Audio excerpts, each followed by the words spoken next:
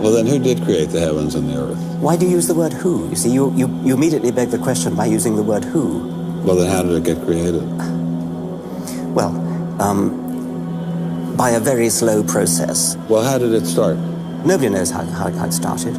We know the kind of event that it must have been. We know the sort of event that must have happened for the origin of life. And what was that? It was the origin of the first self-replicating molecule. Right, and how did that happen? I told you we don't know.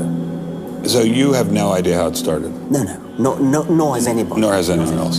What do you think is the possibility that intelligent design might turn out to be the answer to some issues in genetics or in evolution? It could come about in the following way. It could be that at some earlier time, somewhere in the universe, a civilization evolved by probably some kind of Darwinian means to a very, very high level of technology and designed a form of life that they seeded onto perhaps this planet. Now, that is a possibility and an intriguing possibility. And I suppose it's possible that you might find evidence for that if you look at the details of biochemistry, molecular biology. You might find a signature of some sort of designer.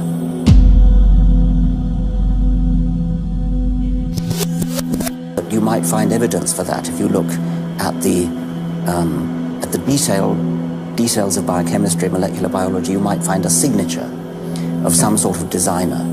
And that designer could well be a higher intelligence from elsewhere in the universe.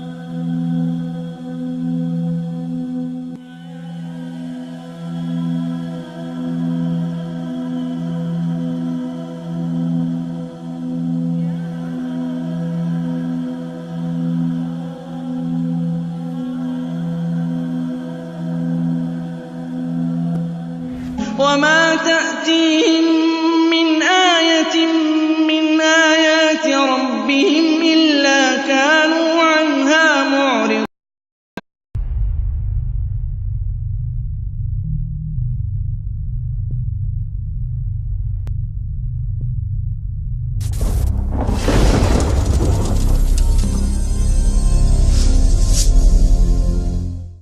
ويريكم آياته فأي آيات الله تنكرون.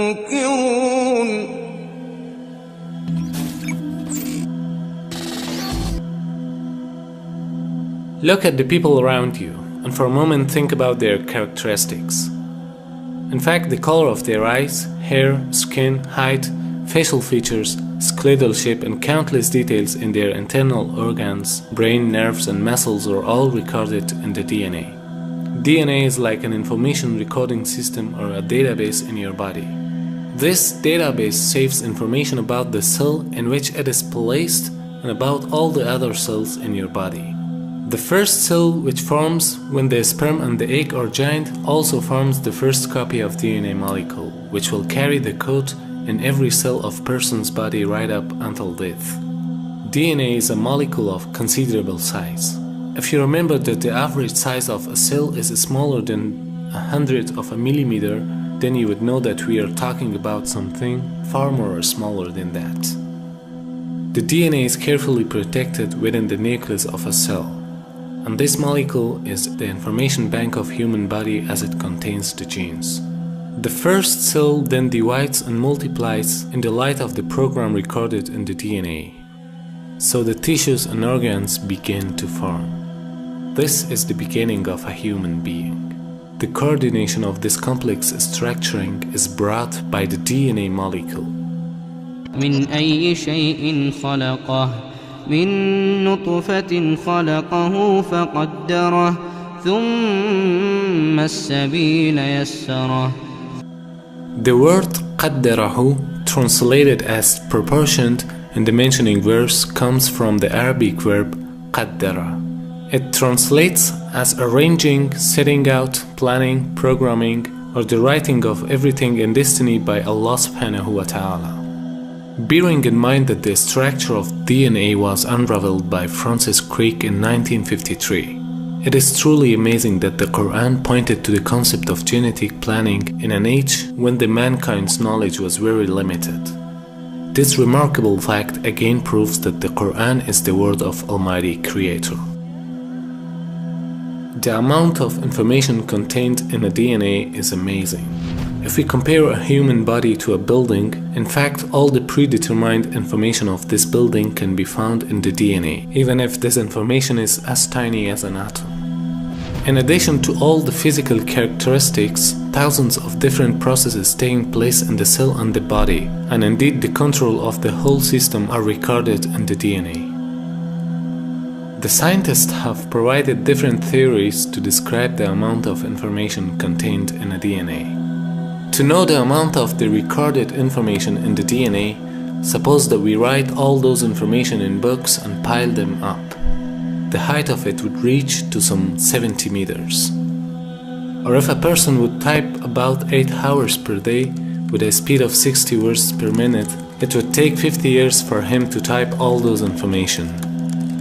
Well, then who did create the heavens and the earth? Why do you use the word who? You see, you immediately beg the question by using the word who. Well, then how did it get created? Well, by a very slow process. Well, how did it start? Nobody knows how it started. We know the kind of event that it must have been. We know the sort of event that must have happened for the origin of life. And what was that? It was the origin of the first self-replicating molecule. Right, and how did that happen? I told you we don't know. So you have no idea how it started? No, nor has anybody. Nor has anyone else. What do you think is the possibility that intelligent design might turn out to be the answer to some issues in genetics or in evolution?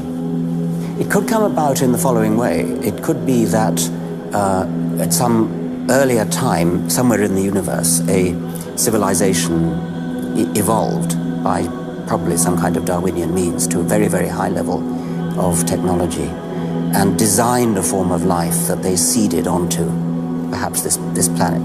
Now, that is a possibility and an intriguing possibility. And I suppose it's possible that you might find evidence for that if you look at the details of biochemistry, molecular biology. You might find a signature of some sort of designer.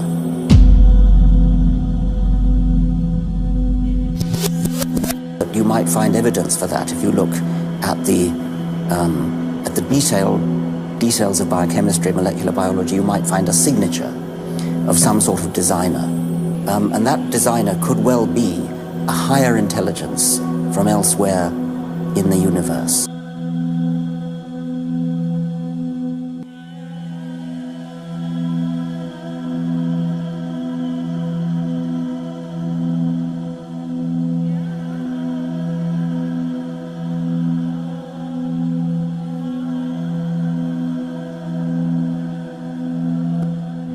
وما تأتيهم من آية من آيات ربهم إلا كانوا عنها معرضين فقد كذبوا بالحق لما جاءهم فسوف يأتيهم أنباء ما كانوا به يستهزئون.